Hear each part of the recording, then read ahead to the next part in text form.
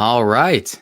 Hey, everyone. Welcome to the No Decaf Podcast, the first episode. So, this is the actual video portion. I'm probably going to be uploading the audio version a little bit more remastered without having so many like background noises and whatnot. Um, so, hopefully, you can hear me okay. I know I started a little bit early. This is the first one. Again, welcome. No Decaf Podcast is essentially going over, a lot of people have ideas about software, about apps, about technology, and, they have, every idea in the world, but, they just don't know how to build it yet, right? They don't know how to, code, essentially. I mean, could barely, spell, or let alone, code a website for code a website for something. So and again, apologize for the background noise. It's going to be hopefully it'll be remastered whenever we get get the podcast edited and whatnot. I do have a pretty sensitive mic, so it's definitely going to pick up everything, but I digress. So let's get into it. So I have a technology or app idea, but I just don't know how to build it. I don't know how to build the, user interface, the back end. I don't know how to do any sort of API. I don't know how to do anything under, as far as software goes, which is fine because I have no idea either. And somehow I was still able to build my software that I have, right? And I'm going to be going through like a succession of different things that I think are steps that you should take. And if these are steps that you've already taken, maybe you can kind of find a diamond in the rough here in this episode. The next episode, we're going to be talking about, what are we going to be talking? We're going to talk about is having a technical co-founder necessary if you are not a technical co-founder. So I'll be going into that a little bit. So essentially the first step that you got to do is interview your potential clients, interview the potential people who are actually going to be using your software. So for example, if you're going to be going into the plumbing space, or you're going to be going into the, let's say, roofing or whatever industry you're going to be going into, be sure to go to that person. Say, hey, I have an idea and I'd like to share it with you, but I'd like to get your feedback on it. I'd like to know a little bit more about what it is that, the problems that you're having. Are they the same problems that I think you're having? And would this solution that I'm trying to build be a solution for your problem? And would you be willing to pay for it? Right. And you go out and you interview, 20, 30 different clients in order to validate your idea. Right. Because you don't want to just come up with an idea of, let's take this, for example. Let's take a water bottle. And you say, hey, I have an idea. I'm going to put a cap on this water bottle so we can take it and, throw it wherever we want to and the water doesn't fall out. Well, unfortunately, there's already a cap that's on the market and yours probably won't do anything as far as or as good as what that cap will do. Right. And so like your idea really wouldn't be validated because there's already something in place for that. Right. And if you spend, let's just say you get a round of funding, which that's another episode. Let's say you get a round of funding or you get an angel investor, you get a family or friend to come in and say, hey, I'm willing to give you, X amount of dollars to start this company. And let's say you build the company and no one buys it. That person's out money. You don't have a business to sell, and maybe you do, but maybe it'll be a lot more difficult as far as getting those customers in, right? And that's why you want to go in and interview those first 30, 20, 30, 40 people to, one, start to develop your customer base, but two, also to validate your idea. The next step that you got to do is you got to start by building your MVP, right? And MVP stands for minimum viable product. So essentially the essentials that your software is going to be based around, like the pillars, like the basement, right? Or the foundation of what it's going to be there. The main solution to someone's problem is going to be very easy, very simple to use. But now you're like, well, I don't necessarily know how to build it, right?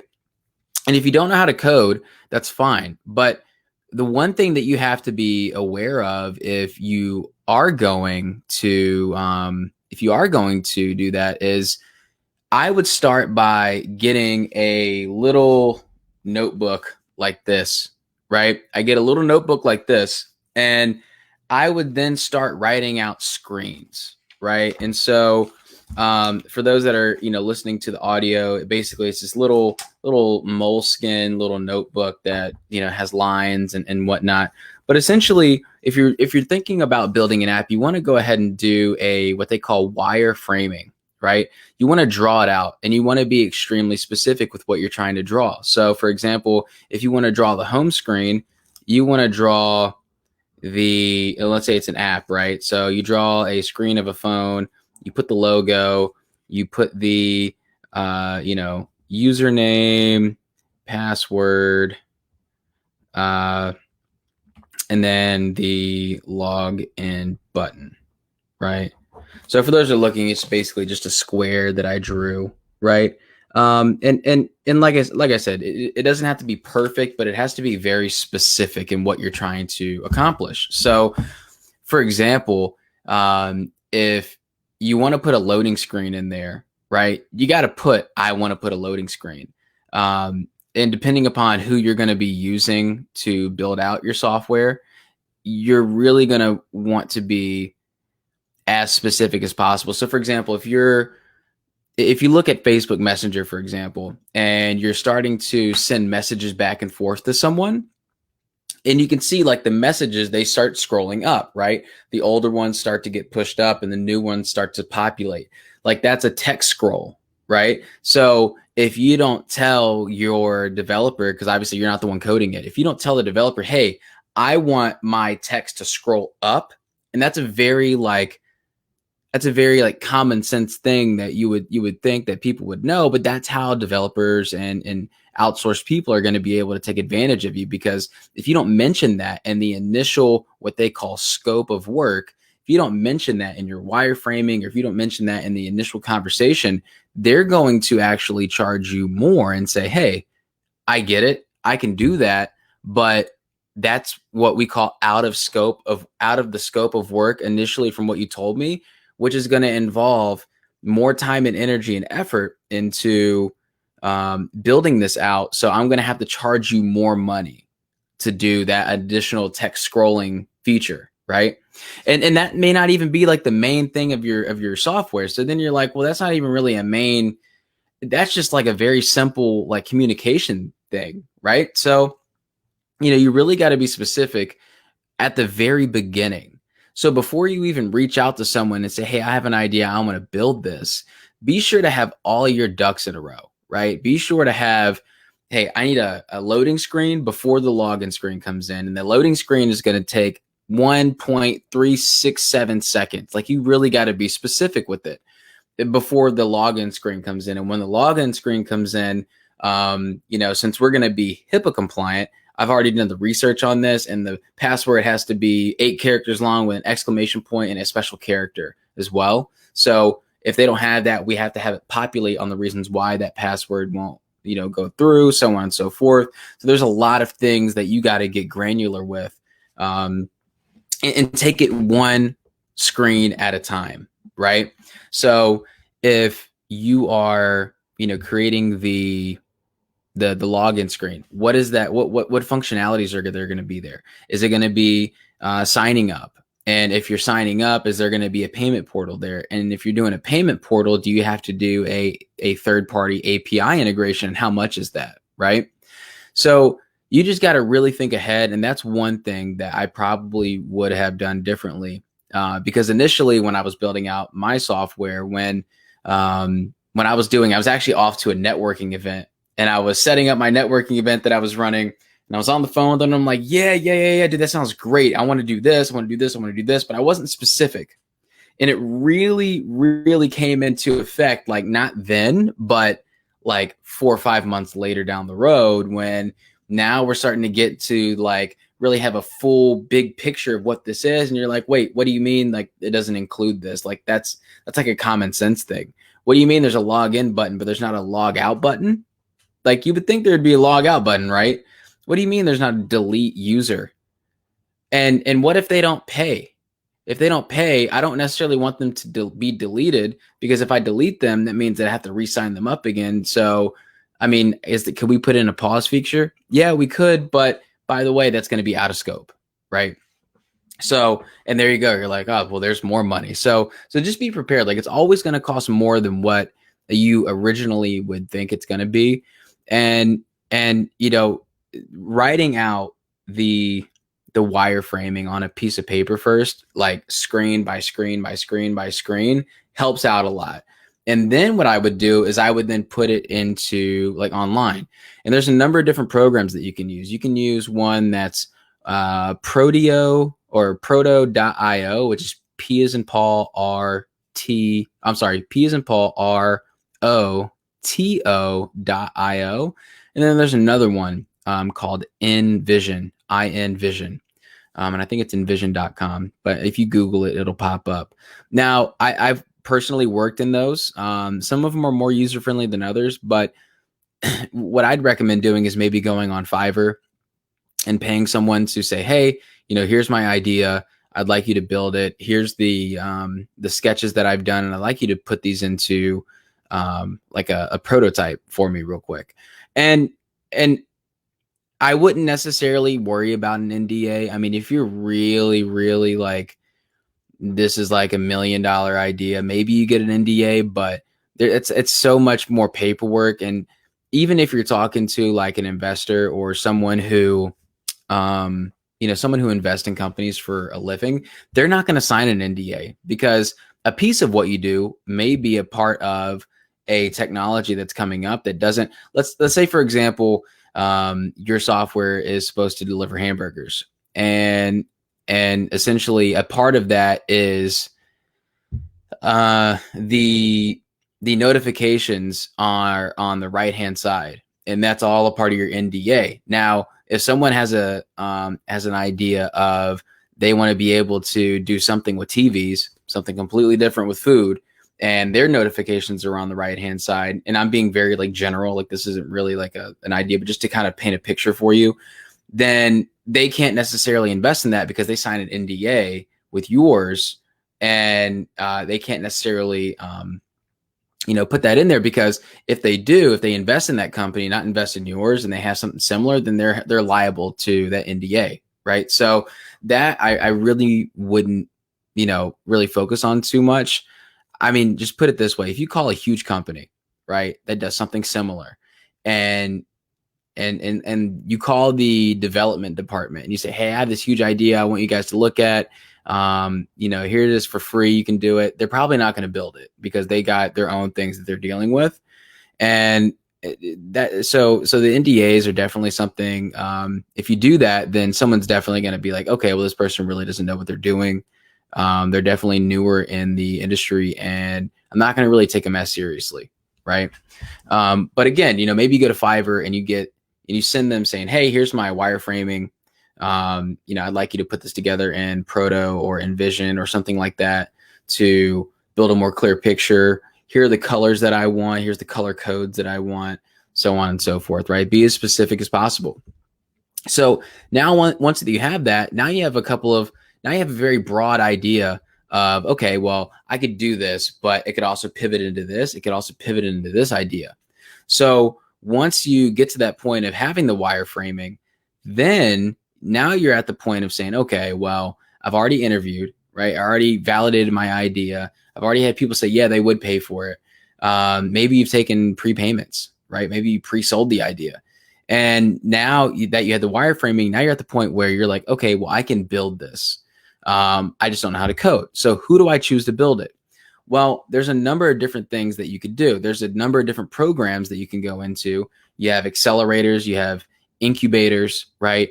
And just to kind of give you a, what my idea of what the difference between those two are, is an incubator gives you a place to be at, like an office, so on and so forth.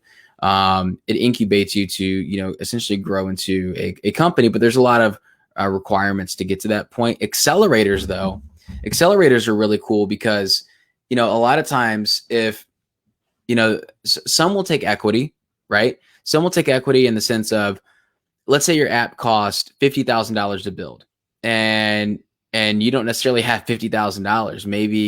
Maybe you got a family member that says, hey, I'll give you 25,000, but I'm not going to give you 50,000.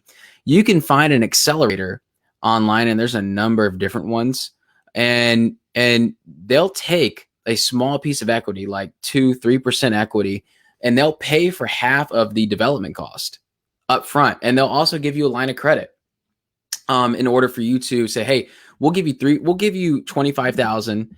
And as far as on our end to help you develop the product, if you put up 25,000 in exchange for 3% equity. And once you do that, you also got to pay attention to what kind of equity is it, right? And there's a lot of different types of equity. And I would highly recommend, before you bring a partner on, before you bring a accelerator on, go read Venture Deals and the types of equity that are involved with that. And I'd also read Slicing Pie as well. And I'd also look up how much equity did Steve Jobs own of Apple, and you'd be really surprised at how much he owned, even though he was the CEO and creator of it, right?